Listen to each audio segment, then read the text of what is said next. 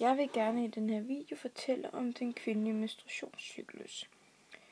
Jeg vil starte med at fortælle om den kvindelige menstruationscyklus ved uden befrugtning og bagefter med befrugtning. Det vil jeg så gøre ud for den her graf, som I ser foran os. Og vi starter her ved dag 1, hvor at der er menstruation.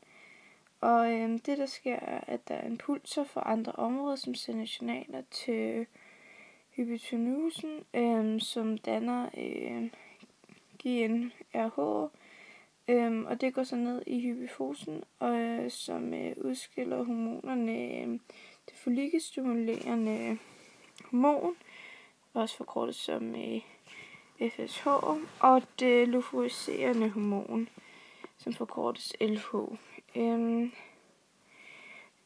FSH'en går ned og stimulerer æggestokkene hos kvinden og begynder at modne æggene nede i follikken. Der dannes de her follikeceller rundt om, som støtter ægcellen, og det starter før menstruationen, men bliver størst derunder.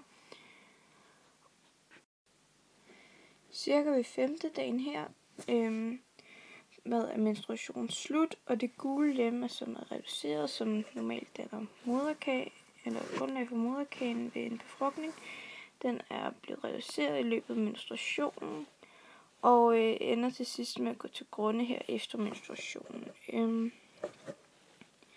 Nu begynder vækstfasen herovre, hvor at LH og FSH begynder stille og roligt at vokse, eller der bliver udskilt flere, og FSH'en den begynder at sende signaler til hypofysen,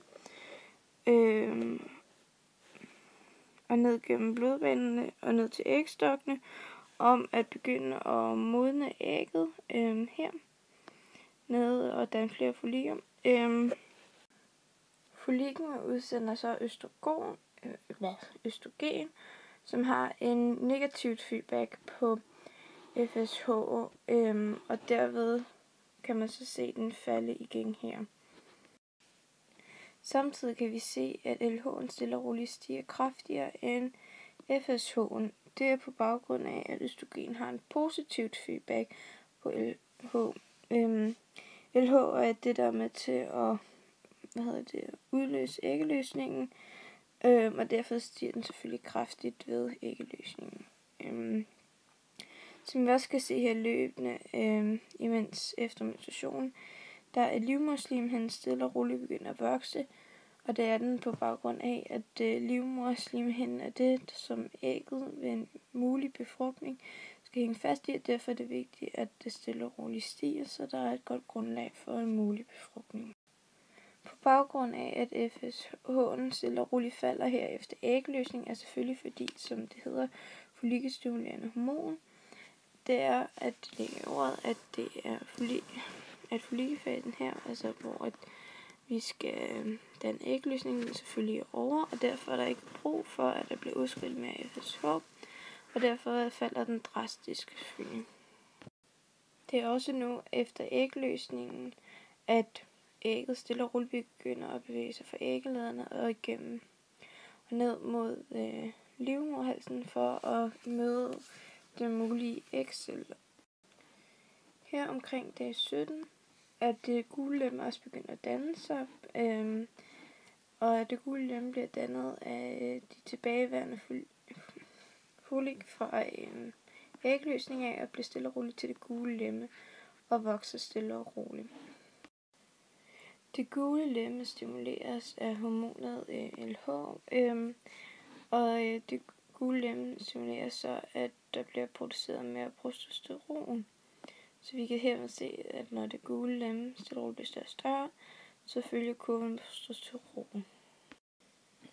Progesteronen her, når det vokser, er med til at påvirke, at der bliver dannet slim på livmoderslimhinden, så at det kan modtage et muligt befrugtet æg. Men da der ikke sker en befrugtning, så vil østrogen og progesteron gå ind og have en negativ påvirkning på LH og FSH. Og det gule lem her, det vil nu gå til grunde, da det ikke stimuleres længere, og livmoderslimhinden vil blive afstødt som en menstruation. Og cyklusen er nu fuldført, og det starter forfra. Men hvis der så derimod sker en befrugtning,